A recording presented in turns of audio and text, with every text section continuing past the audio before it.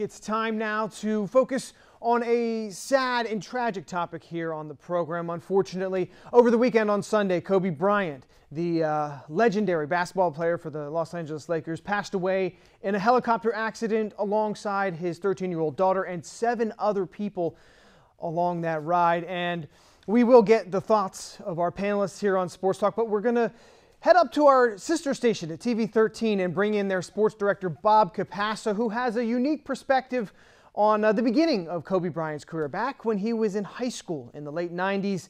Bob, thanks for joining us on the program. Chad, thanks for having me. It's great to be able to talk about something like this, although, a sad thing when something like this happens to not just a famous player, but also several families that were involved in this. Yeah, it's a very tragic situation, and we'll certainly get into that. But we wanted to talk a little bit about you. You were the announcer, a play-by-play caller when he played in the state quarterfinals back in 1996 for Lower Merion, and boy, was he fantastic in high school. When you were able to be there in that whole situation, in that setting, what was it like to watch Kobe Bryant do what he did in high school? Well, I mean, first of all, there was a real buzz that night. Now, you have to remember, this is pre-internet. It's not like today where you can click a button and see highlights of any high school player in the country. So we knew about Kobe, word of mouth, reading things. Everybody knew he was the best player in the state, certainly one of the best, if not the best player in the nation. But we hadn't seen too much of him playing before that. And to be honest with you, actually about a month and a half before we did that playoff game, I got the chance to interview him at an event down at Lehigh University. He wasn't playing, though. He was watching. So I got to talk to him, and I realized right there that he was a very mature high school senior. I remember he had grown up overseas, so his father played in the NBA. So he was a very heady guy, very mature. But that night, I mean, the crowd came. We knew about him. We weren't sure what we would see from him. But when he walked in the arena, you could tell just by the way he carried himself that this was a special type of player. Yeah, and Kobe had a pretty good game that day, too, as he helped his team move on in the state playoffs. Yeah, it was funny because they played Stroudsburg. Stroudsburg is in our area, so we had covered the game. It was, as you mentioned, the state quarterfinal. And their best defender was a guy by the name of Emmett Donnelly. So they put him on there. And the first play, Kobe kind of gave a little bit of a ball and jab step. And, what do you do if you're out by the three-point line and he gives a jab step? You better back up because he's going to the basket. Well, he got this strange look on his face. He stepped back, knocked down a three. He made a spin move. He played deep. And that was the thing, too. It wasn't just his offense. He had 30-some, I believe it was 36 or so points that night, but it was his defense. I mean, he had an all-around game, and just the way he commanded the court was very impressive for a high school kid. And then, of course, Kobe and his team, Lower Merion, went on to win the eventual state championship in 1996. He gets drafted, traded over to the Lakers, has an amazing historical career for the Los Angeles Lakers. And now we find ourselves where we find ourselves, reading and finding this tragic news out on social media, of all places, on Sunday. At what point in that day did you hear the news, and how did it hit you when you found out what kind of had happened in the passing of Kobe Bryant? Well, actually, I was driving, and somebody, I was talking to someone on the phone, and they must have been looking at their phone on Twitter or something, and they said, wow, Kobe Bryant was killed in a helicopter accident. Well, immediately I said, I'll talk to you later. And I hung up and, started to bounce around all the news outlets, and it was just starting to break at that point.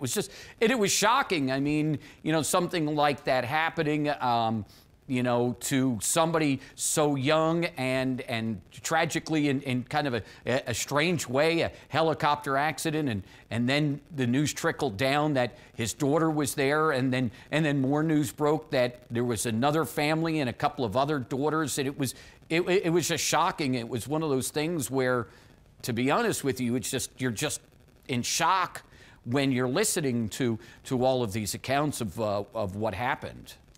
Yeah, I agree with you 100%. Bob, we're running out of time, but really appreciate you coming on here and sharing some memories of Kobe Bryant as we all try and figure out a way to deal with this. And my pleasure. Thanks for giving me a chance to talk about the great night that we had watching him play as a high school player. All right, thank you, Bob. Well, can't thank Bob enough for coming on. Guys, you got to hear that. That's the first time I've ever heard about this happening on our channel and that experience. And you know, I didn't grow up getting to see Kobe play in high school. It must have been an absolute spectacle. We're only a few days away from this tragedy, and we're hearing stories, and we're watching the phenom that he was in high school, and you know, it's hard not to get emotional when you think about kind of the ramifications from all of this when you look deep. Tim, you know, both of us being fathers and having daughters, you know, when you think about this tragedy, how did you handle it, and how, you know, are you kind of processing it over the days that have come now? So I was on my computer just doing stuff, and then my first alert came on my phone, and I just stared at it. Mm-hmm. You think, so you naturally just start, you know, looking around, and then I started to watch the golf tournament, and then, you know, they confirmed it and then said something, and then they broke in to say how much Tiger Woods and Kobe Bryant were really good friends, and that they never told, his caddy didn't tell Tiger until he was done. Look, I grew up with him. I mean, he's our era, and I think the shocking thing really was that he was just so young, and it's, whenever tragedies happen like this, it's very surreal, and you can't believe it. I immediately went to his family. Like, the first person I thought of was his wife. I mean, that's the first one that you think of. That, sure, I mean, everyone knows they had some problems. It was great. He turned his life around, and as you're reading stuff more and more this week, you realize all the stuff he was doing for charity work under the radar, which is the best kind of work you can do, that you don't advertise it or tell anybody about it. You just go about your business. And what his wife is going to have to go through. I mean, it's bad enough if your spouse dies and they're not famous, but if they're famous, every place you go, you're reminded of that.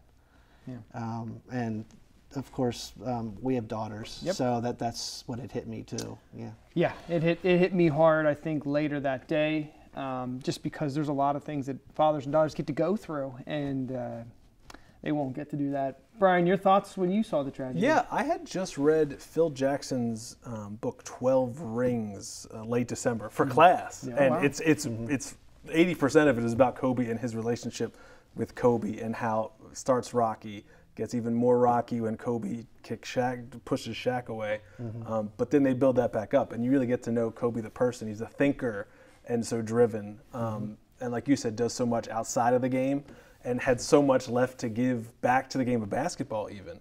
And you see it, Shaq last night was just overcome. And when Shaq, and they had made up, but still there's a lot of history there. And when he is still just not in a good place, that's how powerful this is. I mean, what got me when I saw it too was I was watching the Sixers-Lakers game Saturday night. The night before. Kobe was there. And I'm like, well, how did he, I mean, he went, because that's what I was thinking. Well, did this thing happen like in the Philly area? Because I didn't realize that, you know, he obviously went back, but he went back for his daughter's game. Yeah, for some kind of a bit of a AAU event / fundraiser type thing. The best thing I've seen, and it's like the millions of people that have signed the petition to change the NBA logo to Kobe. I think even Jerry West, who is like was like a father to him at one point in Jerry West's life, might sign off on that as well. I think that is just a fantastic way to honor him. And I think, you know, just his global effect on the game of basketball, I think that would be an incredible gesture. Yeah. So you're in support of that, Tim. Would you like to see that? I'm a little, I don't know. Whenever these things happen, I just want people to pump the brakes a little bit. A little bit, yeah. It's just like, I don't think you need to do it now. I think let's wait till the dust settles. Eventually. But I would like to get his wife sort of sign off on it and say that that's what I would like, because man, it can either be a positive memory or a negative memory, especially with those kids. I also think of the 7-month-old child that they just had. I'd like to see, instead of the logo, maybe like the MVP trophy or something being named like the Kobe Bryant Award. We'll keep an eye on it. By the way, you mentioned that game in Philly as LeBron passed Kobe for third all-time on the scoring list. It was just a very interesting and intriguing way that it happened. And then that was kind of our last, even his last tweet, I believe, Kobe's last tweet was about LeBron passing it and him being okay with it. I will just say quickly before we end this, the whole part about Kobe and his daughters and all of that broke my heart. And, you know, not only will him and Gigi not get to grow up and go through all of that father-daughter stuff and him teach her everything he knows about basketball and to see her grow into her own player and maybe have her own amazing legacy, he has other daughters too that won't even get to do different father-daughter things, weddings, you know, your first children, grandparents, all that stuff. So that was very heartbreaking for me to kind of go through, and I still kind of go through that, you know, now, and I've even made more of an effort to be with my children. You know, when you ever have tragedies like this, I think everyone looks in themselves. They take a little inventory of what goes on in their life. You hug your wife, you kiss her goodbye one more time, you hug your kids more time. Yeah. So I just like to see, look, you know, take what has happened, the tragedy, and make yourself better, because I think that's what Kobe Bryant would have really liked. And I really appreciate that he is having that sort of effect on this earth too, not just a basketball player, but as a human being. Kobe Bryant, I think, is what's more impactful for me, is what he did outside of the game. Kobe Bryant, just 41 years of age, leaves us way too early, and his legacy will continue to grow.